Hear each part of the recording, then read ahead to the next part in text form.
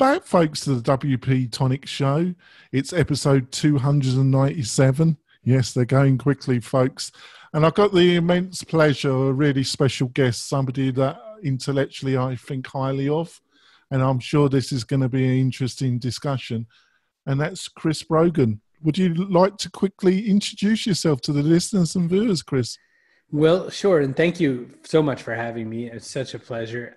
I have been, how do I want to describe myself? Well, I'm a business advisor, mostly digital marketing, and I've been an author and a keynote speaker for the last bunch of years. What I mostly talk about in some way or another is how do we use tech to drive a better human interaction? So no matter what the sort of fluff on the edges is, I'm looking for how do companies use all these wonderful gee-whiz tools to make a better relationship, a better customer experience journey, and how do you treat my mom better? That's really ultimately what I want most companies to do. Yeah, treating your mum is really, really well is important, actually. I think it's a good measure. Yeah, I do. Kim, would you like to quickly introduce yourself? I would love to. I am Kim Shivler. I'm a soft skills instructor, and I also do instructional design consulting. And I just love what Chris said about the mom effect, because a lot of my training is with people my mom's age, and I took my mom to social media marketing world a couple years ago just to inundate her into what the possibilities are for the future. So I love that. Thank you, Chris. Thanks. And before we get into the discussion, I just want to quickly talk about our sponsor, one of our sponsors, who's really generous with their sponsorship of the WP-Tonic show, and that's Lifter LMS. And Lifter LMS is one of the premier WordPress plugins to help you build a membership learning management system that can effectively help you promote and sell your course, your training, whatever you're looking to help a specific group or community. And they also offer a discount. The token is WP-Tonic. You'll find the links on the WP-Tonic website and in the show notes. And just tell them through Twitter that you appreciate them sponsoring the show. It's really appreciated. Now, Chris, been reading some of your great latest posts. I thought one that really resonated with me. It's time to rethink what people need to learn. Can you give a quick synopsis of the post and the main thing you were trying to put across in that post? You know, it almost ties into how the introduction fell out, because one of the things I find in the world of business is that we are still kind of building everything as if we live in a factory system, as if we live in a system where there are massive offices and massive office buildings everywhere, and where everything is done at very grand scale. And yet the three of us and or the majority of people we touch in any given day work in very small or modular businesses, or we have sort of what do they call it? Like a portfolio style business where we have multiple different projects we're always working on. And I think that when we look at how we're teaching people what they need to learn for education and school and all that sort of thing, it's strange to me where we're still spending our time. Part of this came down to an interesting discussion about should kids still need to learn Moby Dick and or various classics. And I said, well, why? Because most people's answers are sort of tinged with emotion or tinged with sort of that sense of tradition.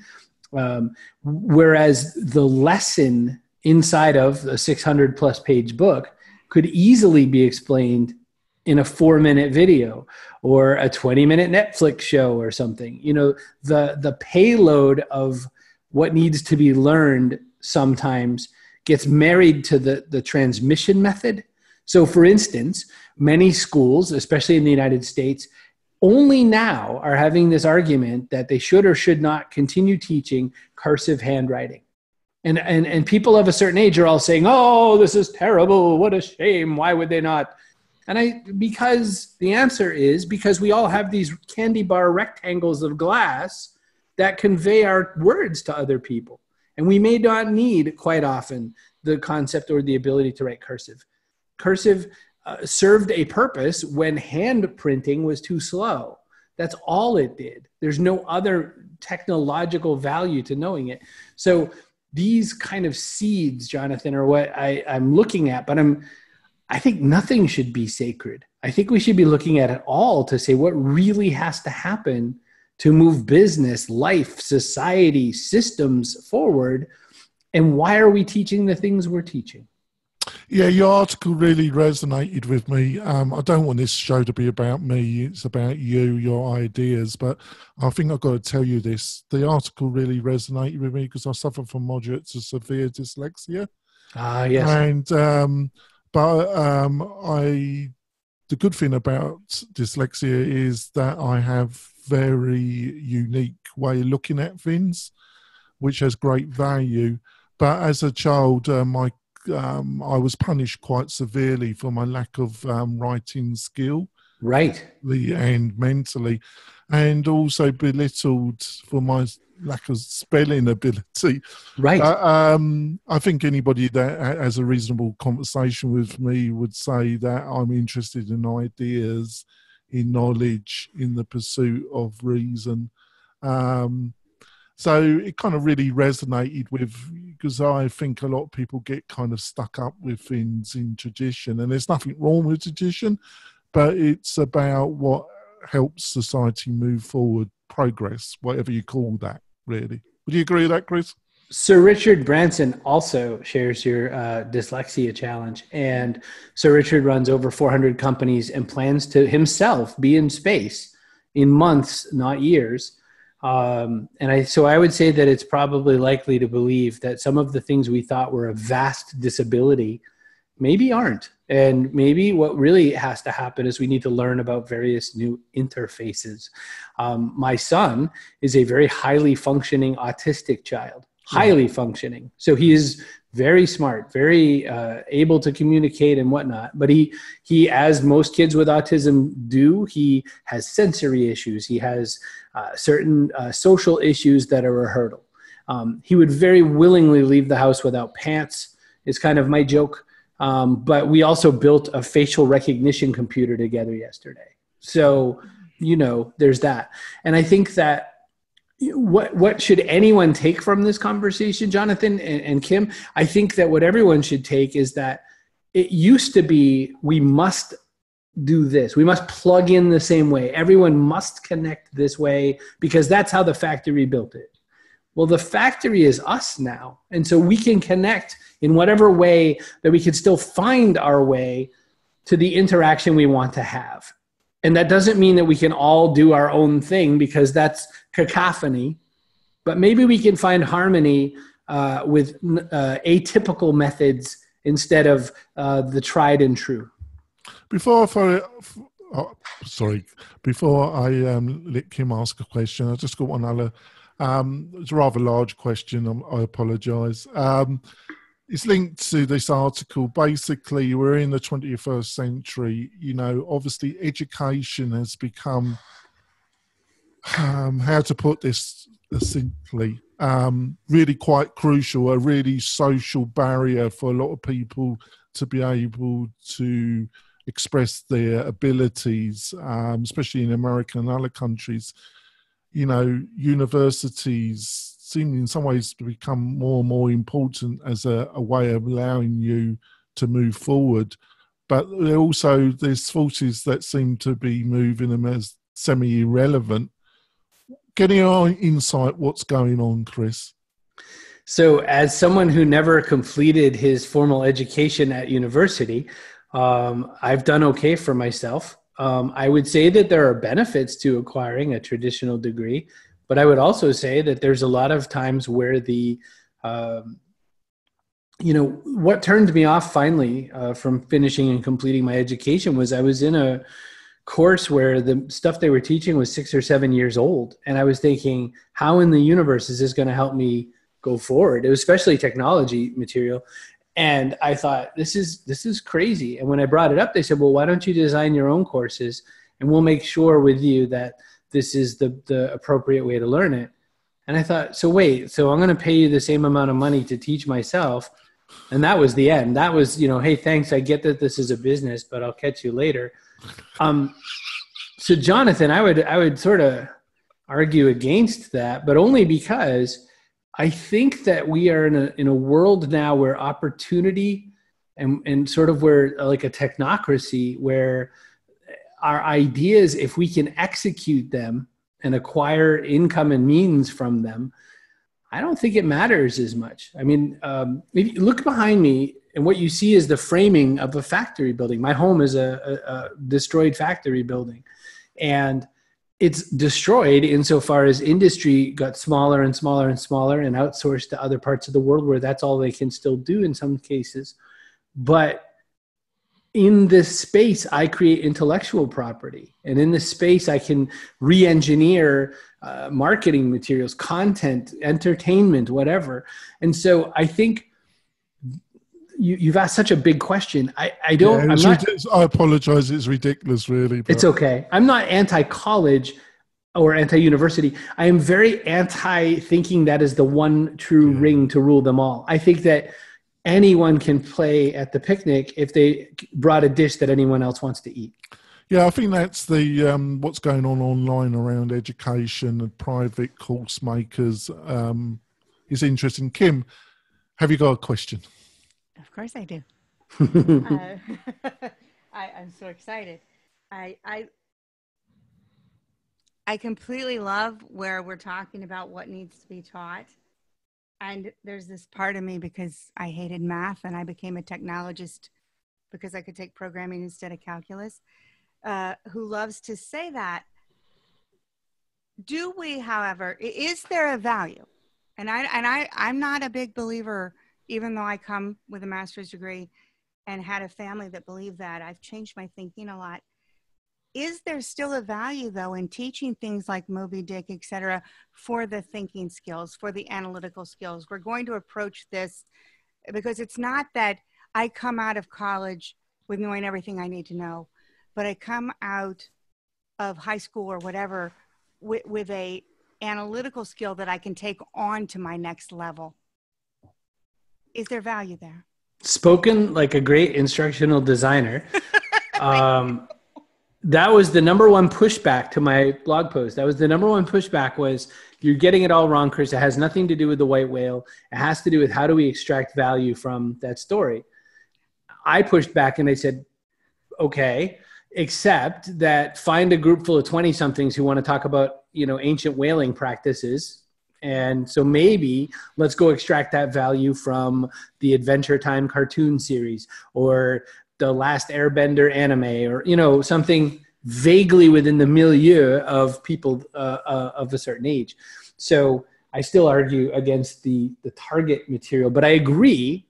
And more so, I very strongly want to emphasize my only regret about not actually formally completing any particular college was I would love to have journalism skills that I don't have, that are very basic rote skills I don't have, to be a little bit more, to be better at sort of rounding reportage out.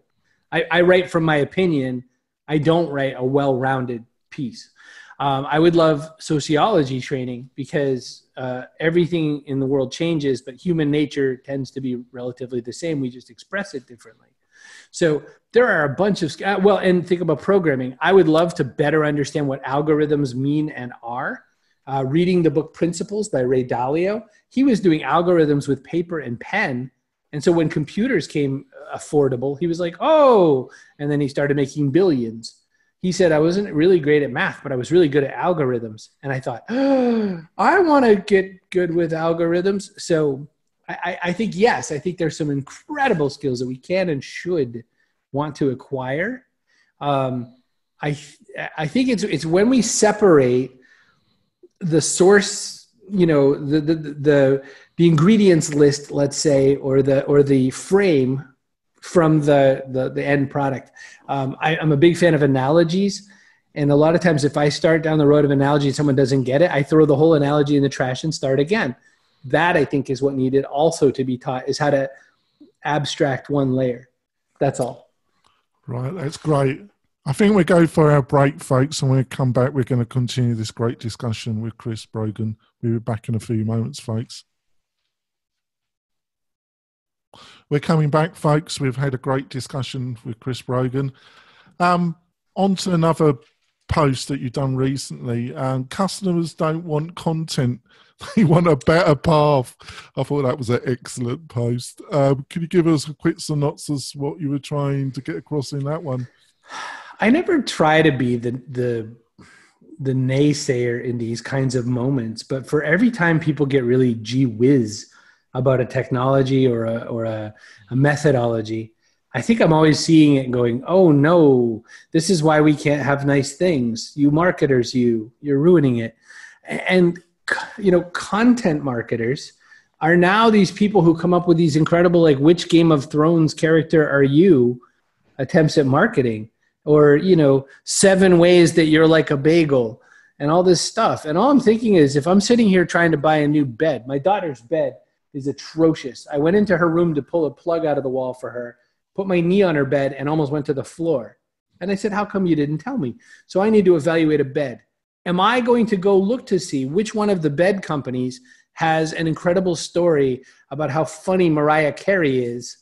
Or am I going to find the one that teaches me which bed might be great for my daughter, right? So I think that content marketing is not bad. I think bad content marketing is bad. And I'm out there trying to push the fact that there's so many humans being pushed into chairs saying, go make me content slave, who are just creating it for the sake, that I think that we now must reassess all this and really think through our customer experience journey. What will they really need? What materials will really be useful? And sure, we could be fun, but how are we going to deliver something that's going to give the customer their best chance of choosing us in their evaluation? Would you agree that a lot of this has, consequence of being driven by Google and their seemingly lack of long form articles? Is this really driven by SEO and the dominance of Google in the reality of business in 2018? I feel that companies that allow Google to dictate their marketing methods are doomed for very short-term gain.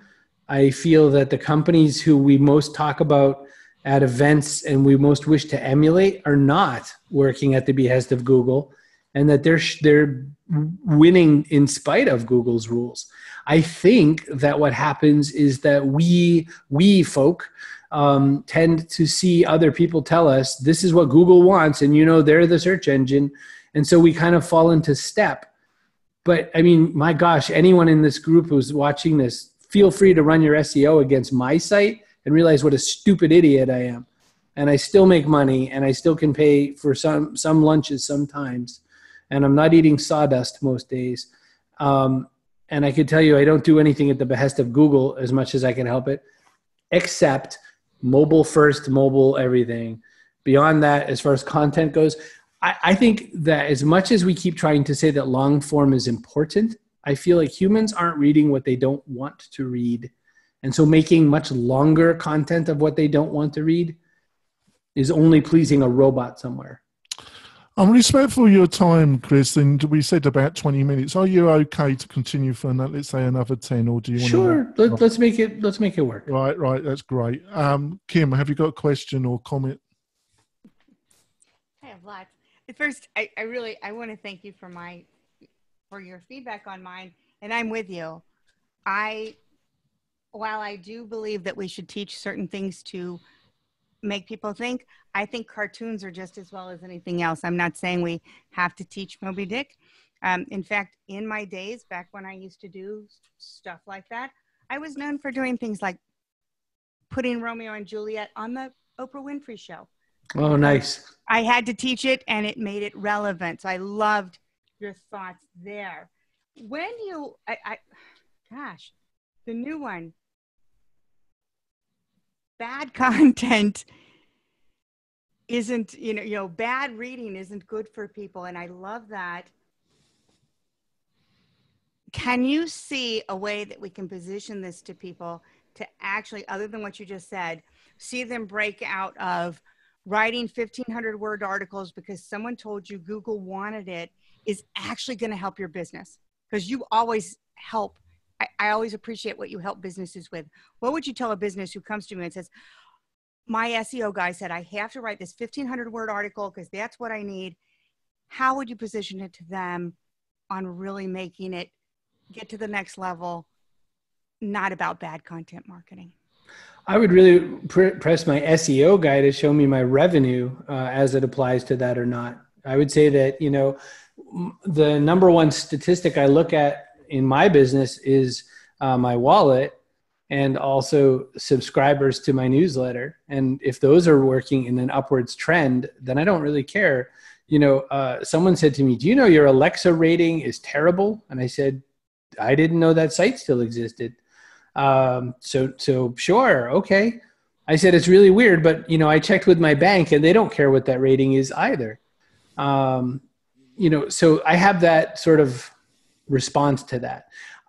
You know, if someone is forcing you to write 1,500 word articles for the website, go ahead and write them. I mean, whatever, who cares? Pay some monkey to do it.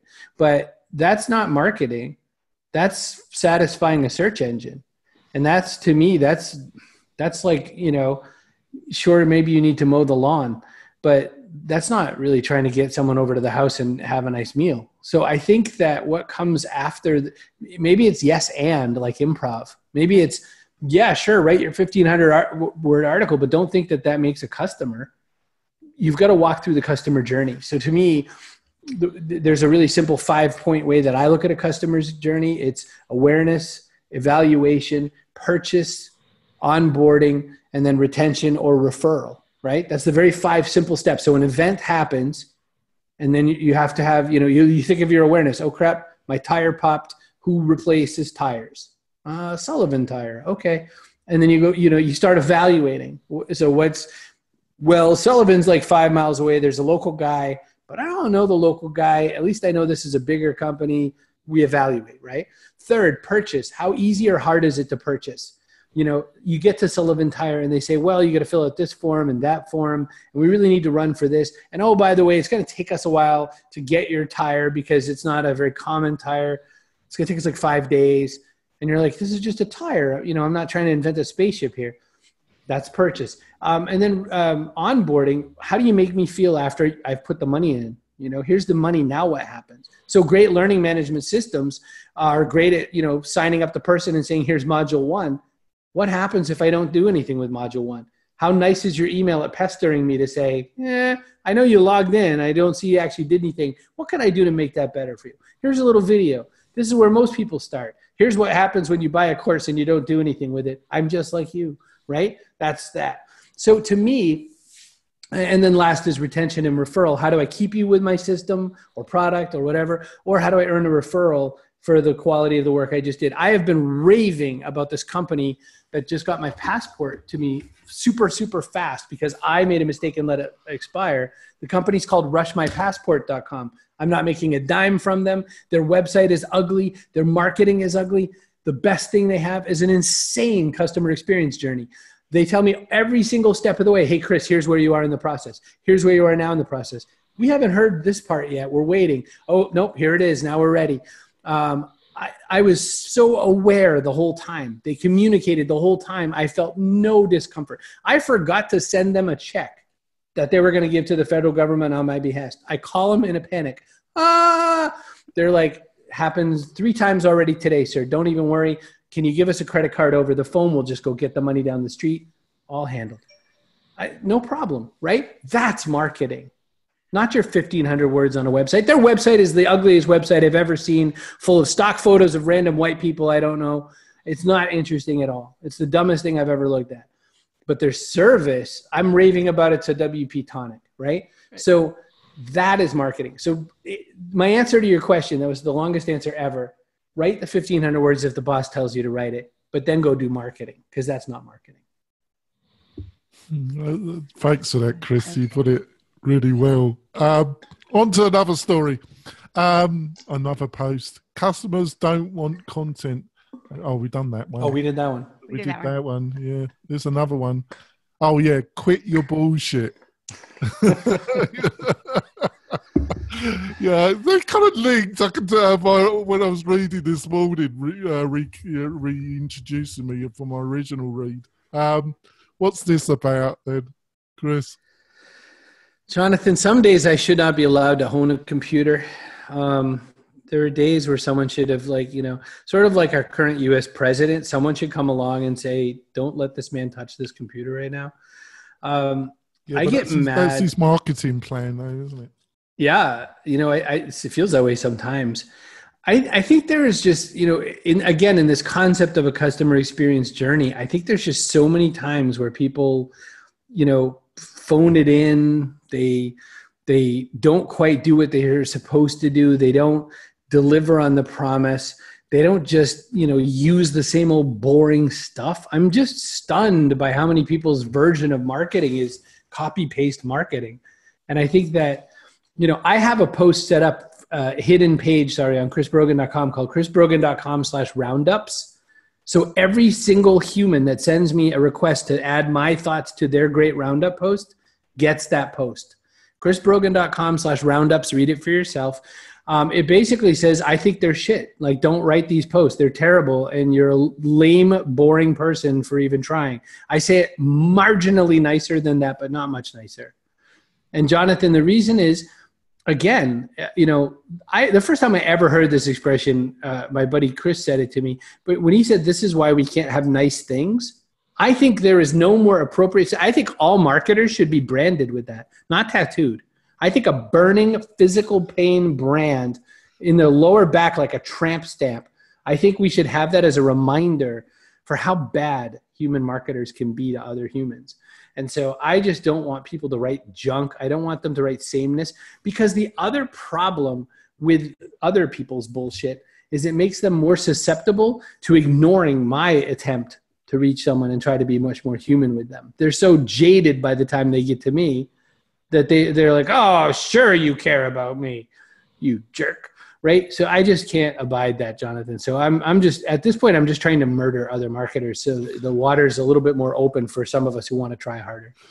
All right, we're going to wrap up. What a good ending. The audio part. I'll leave it to Chris' discretion if he wants to continue after the podcast for 10 minutes, but that's down to him.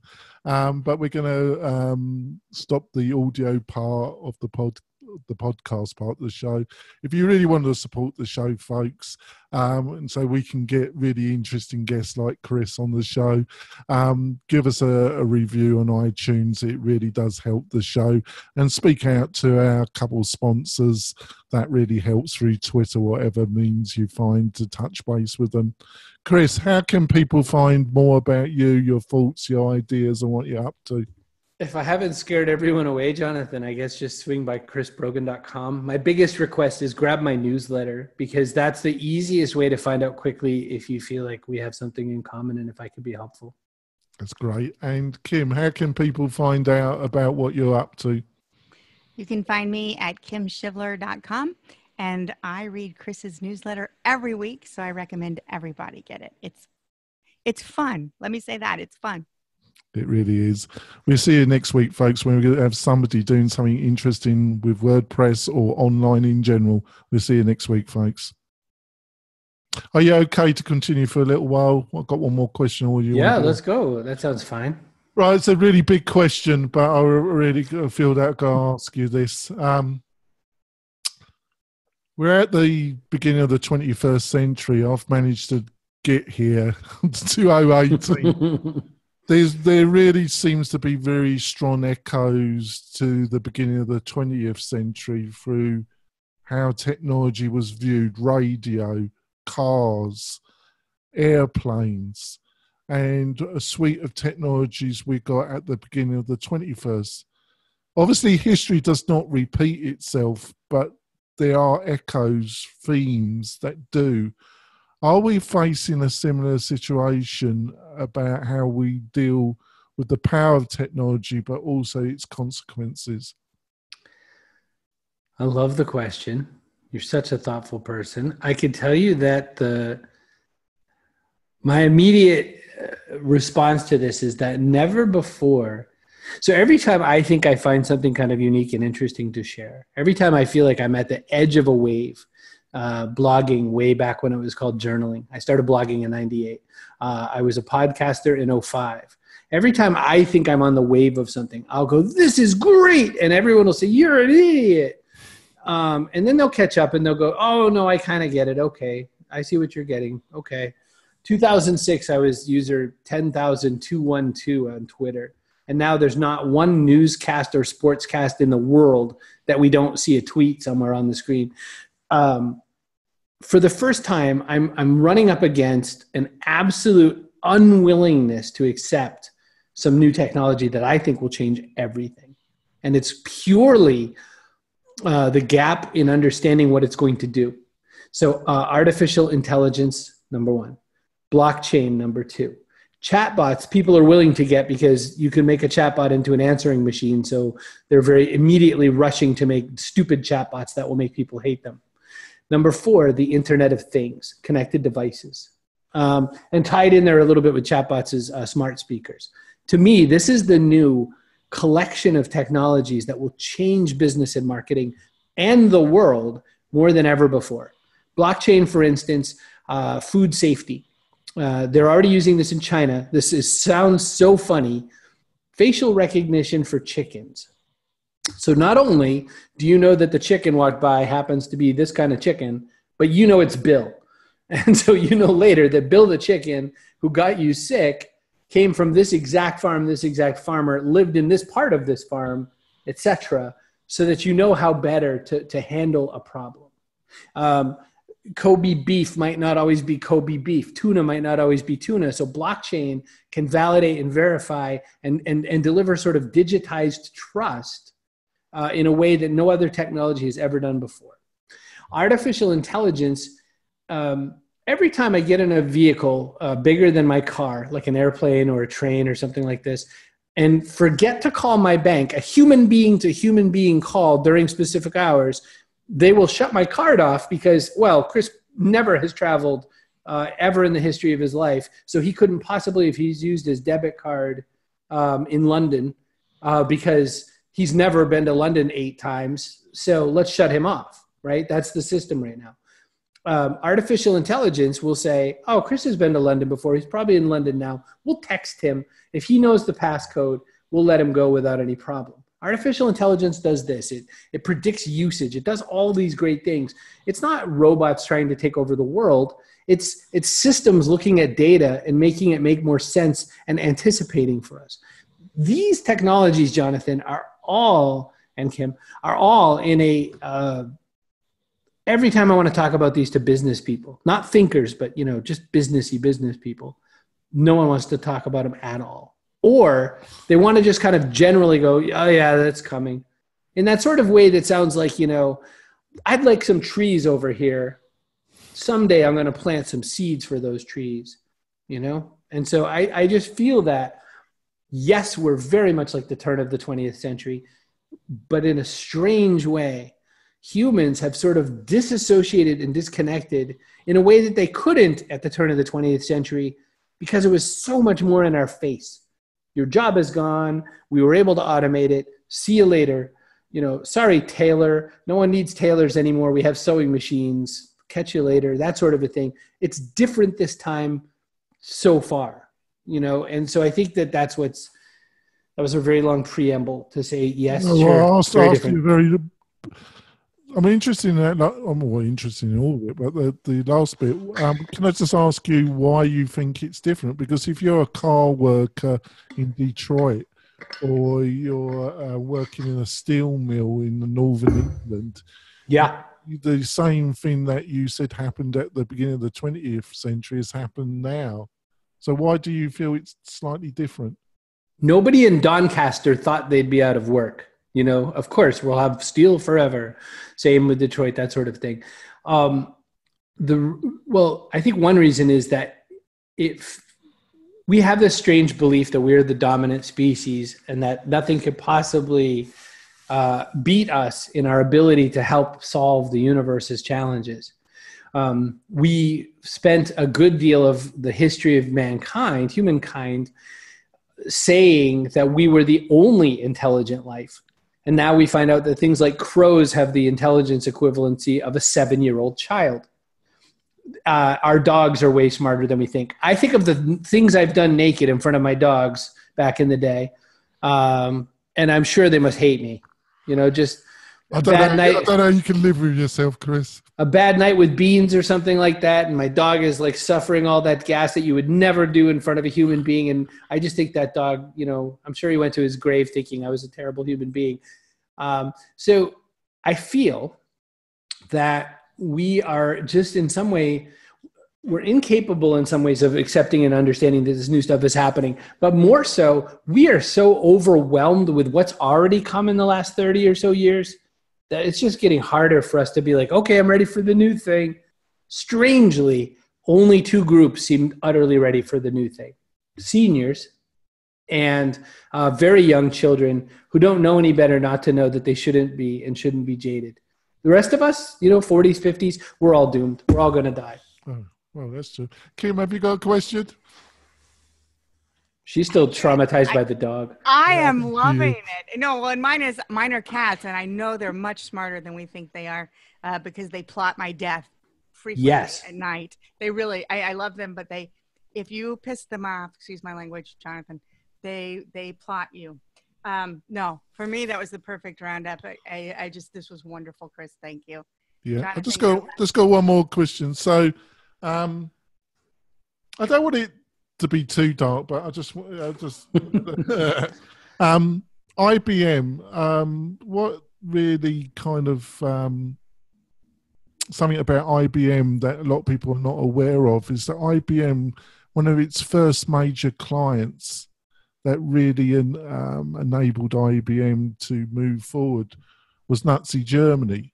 Mm-hmm. And it wasn't for IBM's technology. There's this idea with it was Turing that and the British work on the Enigma machine, but there was all sorts of people involved in the kind of explosion of computerization and IBM. So get back to IBM's technology enabled the Nazis to build up their databases. Yes. Everybody that they didn't like. Are we going to face a similar point in the near future? Because something seems to be in the air. Something, I sense it, and I think a lot of other people sense there's something coming. Are we going to face a similar situation? The Western world is experiencing a level of turmoil we haven't seen in a while. Brexit, of course, in UK tearing apart the EU, which had only just tenuously almost agreed with itself. And then in the US, of course, last November's United States presidential election brought some new ideas to light. There came with some of this, both occurrences, a very strong outpouring of racial discomfort that is amplified in a way it's not been amplified in a very long time.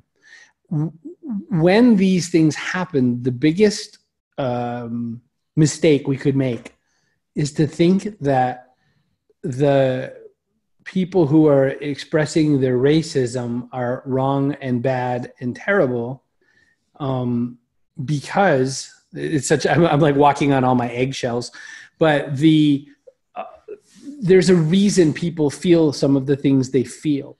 Some of racism is education. Some of it is the feeling that privilege has been handed to other groups ahead of them in some cases.